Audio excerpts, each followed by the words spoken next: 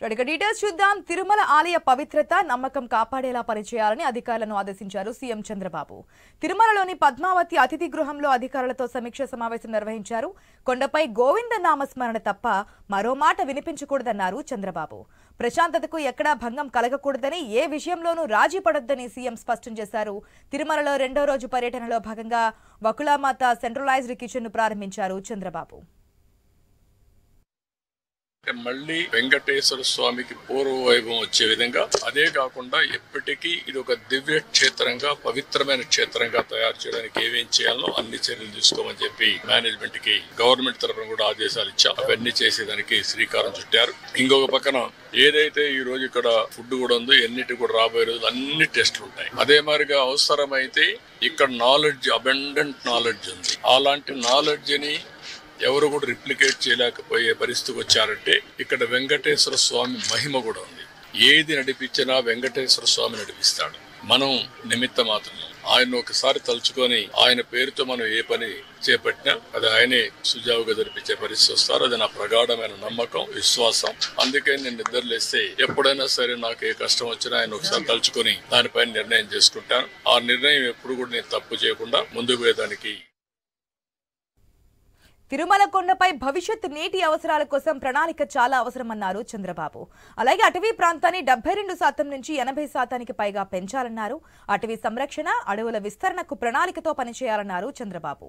ప్రసాదాల నాణ్యత ఎల్లప్పుడూ కొనసాగడంతో పాటు మరింత మెరుగుపడాలని సూచించారు. తిరుమలకు ప్రముఖులు వచ్చినప్పుడు హడావుడి కనిపించకూడదన్నారు సీఎం. ఆధ్యాత్మికత ఉట్టిపడేలా ఉండాలని, ఆర్భాటం, అనవసర వ్యయం వద్దని అధికారులకు ఆయన సూచించారు. భక్తుల పట్ల టీటీడీ సిబ్బంది గౌరవంగా వ్యవహరించాలని, దేశ విదేశాల నుంచి ఇక్కడికి వచ్చే వారిని గౌరవించుకోవాలన్నారు చంద్రబాబు. స్విమ్స్ సేవలు కూడా మెరుగుపడాలని సూచించారు. ప్రతి ఒక్కరు ఇక్కడ పనిచేసే వాళ్ళు గాని, వచ్చే భక్తులు గాని పవిత్రమైన భావంతో మీరు ఇక్కడ ఉండాల్సిన అవసరం ఉంది. మీరు పవిత్రంగా ఉండడమే కాకుండా దివ్య క్షేత్రాన్ని పవిత్ర క్షేత్రంగా శాశ్వతంగా ఉండాలంటే భక్తుల్లో ఆ భావన రావాలి, మేనేజ్మెంట్ లో భావన రావాలి, శ్రీవారి సేవకుల్లో భావన రావాలి. అందరం కలిసి మళ్లీ దీన్ని ప్రపంచంలో ఉండే హిందువుల మనోభావాలకి ప్రతిబింబం వెంకటేశ్వర స్వామి టెంపుల్. అందరూ కూడా ఇక్కడ ఏం జరిగినా కూడా ఆలోచిస్తూ ఉంటారు. ఇక్కడికి వచ్చినప్పుడు ఎక్స్పీరియన్స్ చేస్తారు. అలాంటి ఎక్స్పీరియన్స్ చేసే సమయంలో దీన్ని అందరం కూడా ఈ ఎకో సిస్టాన్ని ఎట్లా కాపాడడానికి పూర్తిగా సహకరించమని అందరికీ చెప్పాను. మార్నింగ్ కూడా కొన్ని ఆదేశాలు ఇచ్చా.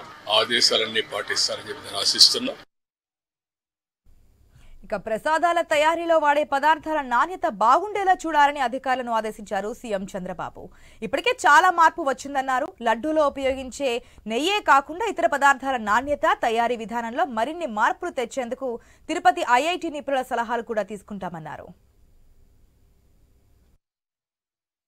నాట్ ఓన్లీ లడ్డూకి ల్యాబే కాకుండా ఇంగ్రీడియంట్స్ అన్ని టెస్ట్ చేయడానికి, ప్రాసెస్ టెస్ట్ చేయడానికి, ఫైనల్ గా అవుట్కమ్ టెస్ట్ చేయడానికి అవసరమైతే ఐఐటిని కూడా కన్సల్టెన్సీ తీసుకోమంటారు. తిరుపతి ఐఐటిని మేమే తీసుకొచ్చా. గవర్నమెంట్ ఆఫ్ ఇండియా ఆ రోజు బైఫర్కేషన్లు ఇచ్చారు. ఇక్కడే ఉన్నారు. వాళ్ళ యొక్క సజెషన్ తీసుకుంటాం. ప్రాసెస్ ఎట్టుండాలి అవన్నీ కూడా తీసుకుంటాం. మన వాళ్ళ నాలెడ్జ్, వాళ్ళ ప్రొఫెషనల్ మేనేజ్మెంట్ రెండూ తీసుకొని ఇంత పెద్ద ఎత్తున డివోటీస్ వస్తున్నారు కాబట్టి భక్తి భావంతో పనిచేస్తాం.